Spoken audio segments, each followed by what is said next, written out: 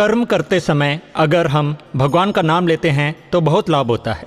पहला लाभ, जब हमारा जन्म होता है तब हम बहुत सारे कर्मों के बंधनों से बंध कर आते हैं, लेकिन वर्तमान में हम कर्म करते समय भगवान का नाम लेंगे तो सारे कर्मों के बंधनों से मुक्त हो जाएंगे। दूसरा लाभ, अभी जो कर्म हम कर रहे हैं उसका भी एक नया कर्म बंधन निर्माण होगा और उसको भुगतने के लिए नया जन्म लेना होगा, लेकिन कर्म करते समय भगवान का नाम लेने से नए कर्म का बंधन निर्माण ही नहीं होगा।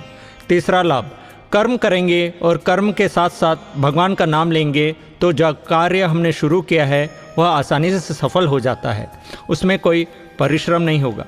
भगवान का नाम लेने से कार्य करने में कोई कष्ट नहीं होगा, वह आसानी से हो जाएगा। वास्तविक सिद्धांत तो यह है कि यदि हम भगवान का नाम लेते हैं तो हमारा काम करना यह भगवान की जिम्मेदारी हो जाती है। यदि हम भगवान के नाम पर तो भगवान हमारे काम पर। और इसका ज्वलंत उदाहरण कल का इतिहास हमारे जूनागढ़ के वह संत नरसिम्ह मेहता। नरसिम्ह मेहता अपने बड़े भाई के साथ रहते थे। वह दिन भर भजन कीर्तन करते थे। उनके पिताजी का श्राद्ध दूसरे दिन ही था और नरसिम्ह के बड़े भाई ने नरसिम्ह को बहुत डांटा। तुम दिन भर भजन करते रहते हो, कोई काम धंधा करते नहीं हो। कल पिताजी का श्राद्ध है, कितना सारा काम है, वह चूल्हा लाना है, कढ़ाई लानी है, तुम कुछ काम के नहीं, निकम्मे हो। उनके बड़े भाई रोज ही डांटते थे, लेकिन आज कुछ अधिक ही डांट दिया और अंदर के कमरे में खड़े नरसिम्ह मेहता की पत्नी ने यह सुन लिया। वह चुप नहीं रह पाई और घूंघट उतार के कहा, भाई जी, आप इतना चिल्ला क्यों रहे हो? मेरे पति को क्यों डांट रहे हो? वह भजन ही कर रहे हैं ना, कोई चोरी तो नहीं कर रहे हैं। भजन कर रहे हैं, भगवान का नाम ले रहे हैं, और जैसे वह आपके पिताजी है वैसे ही हमारे भी पिताजी है। जैसे आपकी इच्छा है श्राद्ध करने की, वैसे हमारी भी इच्छा है। तो ठीक है, आपका ऐसा ही है तो इस बार का श्राद्ध आप अपना कीजिए और हम हमारे ओर से पिताजी का श्राद्ध करेंगे। बड़े भाई चले गए।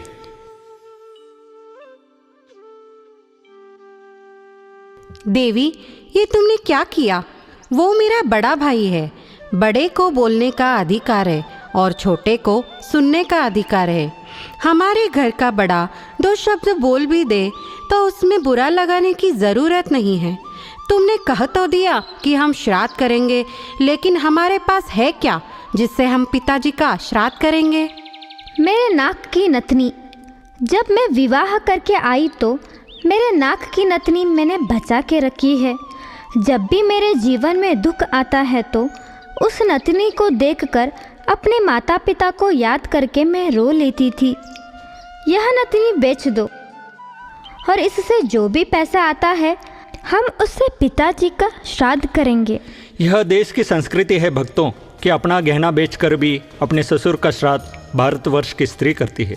अपना जो था सब बेच दिया और ससुर का श्राद्ध होना चाहिए, यह हमारे देश की परंपरा है। नरसिम्ह गए, नाक की नथनी बेचकर जो पैसा आया उससे सारा किराने में खर्च हो गया, लेकिन घी बाकी रह गया। वह दिन समाप्त हुआ, श्राद्ध का दिन आया तो पत्नी ने नरसिम्ह को जगाया और कहा, जाओ ब्राह्मणों को न्योता दे के आओ और घी नहीं है, घी लेके आओ। नरसिम्ह मेहता गए घी लेने के लिए, एक दुकान में घी लेने के लिए।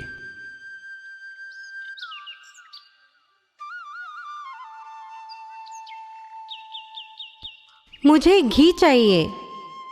आपका स्वागत है, आइए, कितना घी चाहिए? 2 किलो। यह लीजिए। पैसा नहीं है, मैं आपको 10 दिन बाद दूंगा। घी लेकर जाइए, कोई बात नहीं, लेकिन इस घी में चिपकली गिरी थी। नहीं, ऐसा घी हम ठाकुर के लिए नहीं लेंगे। दूसरी दुकान, तीसरी दुकान में गए नरसिम्ह मेहता, लेकिन कल का इतिहास नरसिम्ह को कोई घी देने वाला नहीं मिला। पूरे जूनागढ़ में नरसिम्ह मेहता घूमे और जूनागढ़ की सीमा पर एक दुकान थी और वह एक वैष्णव की दुकान थी। नरसिम्ह गए, उनको देखकर वह दुकानदार खुश हुआ।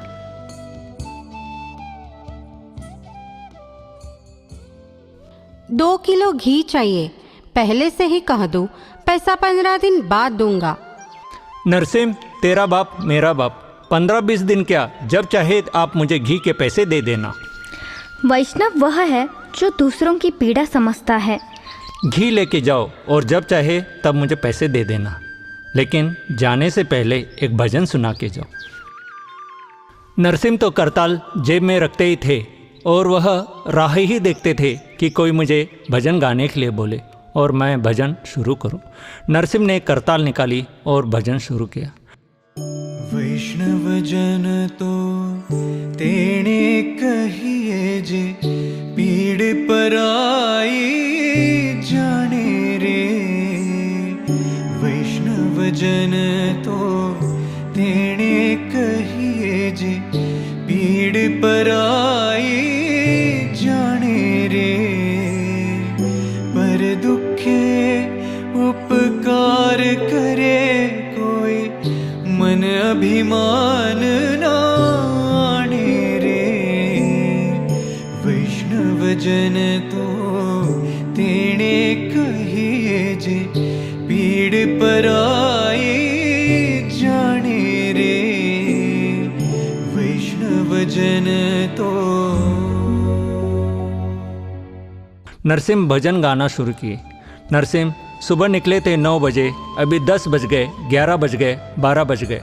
भगवान वैकुंठ में बैठे थे और सोचने लगे,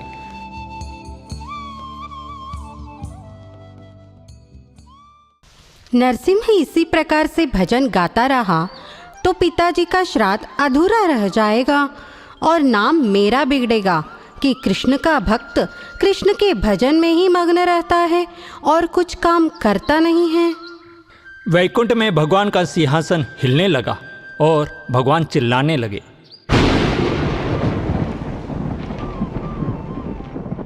रुक्मिणी, लक्ष्मी, उद्धव, गरुड़। सब लोग दौड़ के आए। क्या हुआ प्रभु? जूनागढ़ में नरसिंह पुकार रहा है। नरसिंह भजन गा रहे हैं, तभी भगवान ने अपने साथ रुक्मिणी, लक्ष्मी, उद्धव सबको लेकर जूनागढ़ के दरबार में आए और सब लोगों ने अपना अपना रूप बदल लिया।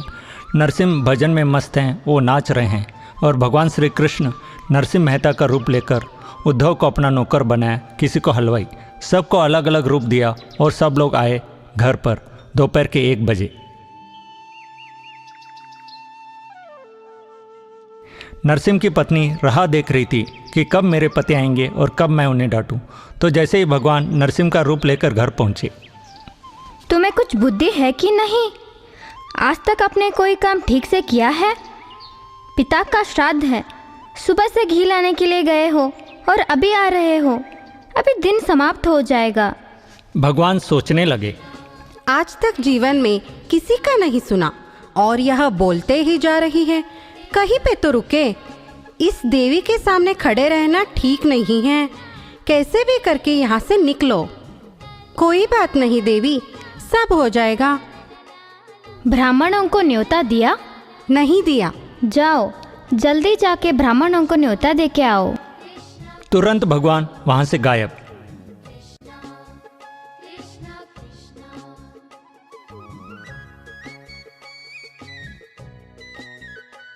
ब्राह्मणों को न्योता दिया। वह चौराहे पे गए और एक ब्राह्मण को कहा, आपको मेरे घर पे चलना है। ब्राह्मणों ने नरसिंह का मजाक उड़ाते हुए सारे 720 ब्राह्मणों को कहा, आज हम सब का भोजन नरसिंह के घर पे होगा। कोई बात नहीं नरसिंह, हम आपके घर आएंगे। इस तरह ब्राह्मण को न्योता दिया और आके सबको, उद्धव को, रुक्मिणी को, लक्ष्मी को भोजन बनाने में लगा दी। और आप ही सोचिए, रुक्मिणी और लक्ष्मी सब्जी और दाल का तड़का दे रही हो, वह भोजन कितना स्वादिष्ट होगा। उस भोजन की सुगंध पूरे जूनागढ़ में आने लगी। वो चौराहे पे बैठे 720 ब्राह्मण जो मजाक उड़ा रहे थे, जब सुगंध आई फिर भी उन्हें विश्वास नहीं हो रहा था, तो उन्होंने अपने बच्चे को भेजा, ज़रा जाके आओ और देखो कि नरसिंह के घर पे क्या बना है, क्योंकि उनके बड़े भाई के यहाँ भी आमंत्रण है। जहाँ पे भोजन अच्छा होगा वहाँ पे जाएंगे। बच्चे नरसिंह के घर पे गए और आके बताने लगे, पूरी थी, सब्जी थी, खीर थी, श्रीखंड, पनीर मटर, पनीर तिक्खा, पनीर मसाला, और सारे ब्राह्मण आए नरसिंह के घर पर।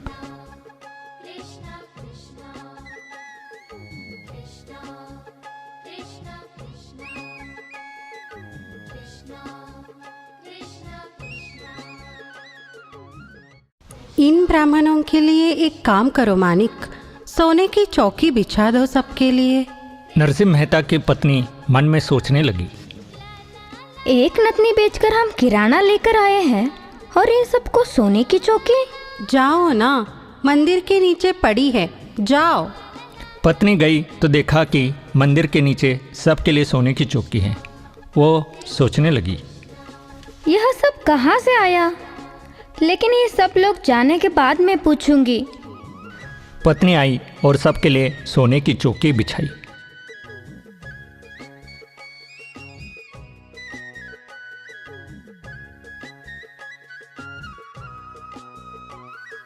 एक काम करो मानिक, सबके लिए सोने की थाली और सोने के बर्तन लेके आओ। पत्नी सोचने लगी, यहाँ पत्थर के वांदे हैं और इन सबको सोने की थाली। वहाँ रसोई घर में है, जाके लेके आओ।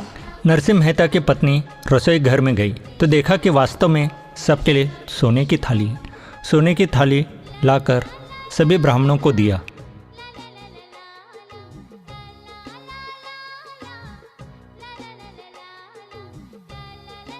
और भोजन परोसा। मानिक के मन में प्रश्न हुआ, नरसिंह ने कहाँ पे इतना बड़ा हाथ मारा है? यह सब क्या हो रहा है? लेकिन ये सब लोग जाए तब पूछूंगी। सब ब्राह्मणों ने पेट भर के भोजन किया। ब्राह्मणों ने अपनी पत्नी को फ़ोन किया, सब लोग अपने बच्चों को लेकर यहाँ पे आ जाओ, यहाँ माल पानी अच्छा है, वहाँ उसके बड़े भाई के वहाँ मत जाना, और एक काम करो और आते समय घर की पुरानी साड़ी पहन कर रहना। और ब्राह्मणों की पत्नियों ने पुरानी साड़ी पहनकर नरसिंह मेहता के घर आए।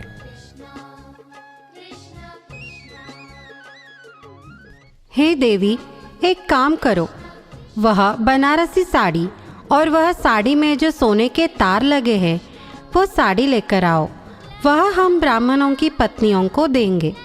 मानिक मन में कोसने लगी, यह कभी राजकोट से बाहर नहीं गया और ये बनारस, वो भी सोने की तार लगी हुई साड़ी। यह सब क्या चल रहा है? आज नरसिंह मेहता की पत्नी चक्कर में पड़ गई कि आज यह सब क्या हो रहा है। हे देवी, जाओ और साड़ी लेकर आओ। वह कमरे में गई तो देखा कि सचमुच बनारसी साड़ी थी, तो सभी ब्राह्मणों की पत्नियों को बनारसी साड़ी पहनाकर भोजन कराया।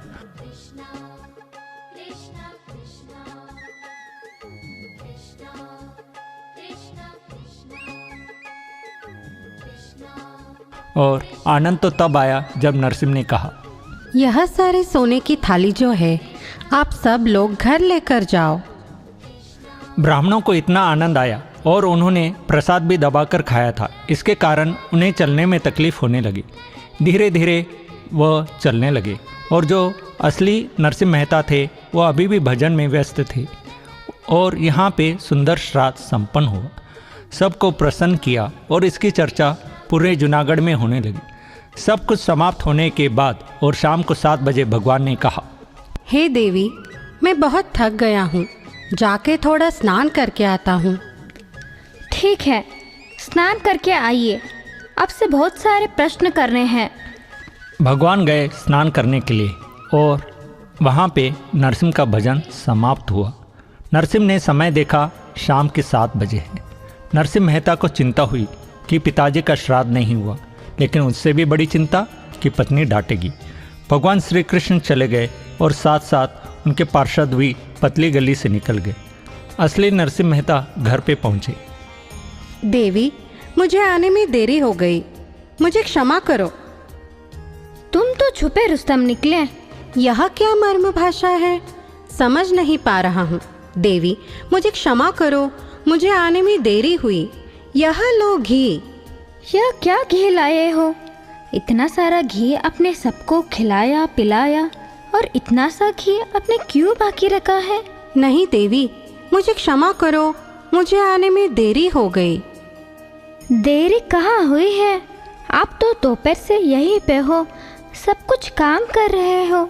नहीं देवी, मुझे क्षमा करो, ऐसा मत कहो। तो पत्नी ने सारी कहानी सुनाई। तब नरसिंह मेहता को समझ में आया। देवी, वह मैं नहीं था, वो मेरे कृष्ण थे। देवी, तुमने उन्हें डांटा तो नहीं? क्योंकि मैं तुम्हारा स्वभाव जानता हूँ। मैंने कुछ बाकी ही नहीं छोड़ा। नरसिंह के आंखों में आंसू आ गए। देवी, वह कृष्ण अखिल ब्रह्मांड नायक अपना सब कुछ छोड़कर मेरे पिताजी का श्राद्ध करने के लिए आए। देवी, वो कहाँ पे गए? वो अभी अभी कहकर गए हैं कि वो स्नान करके आते हैं। नरसिंह मेहता दौड़ के गए। भगवान अप्रकट हो गए। नरसिंह तो भगवान के नाम में थे, वो तो भगवान के भजन में थे, लेकिन सारा काम भगवान करके चले गए।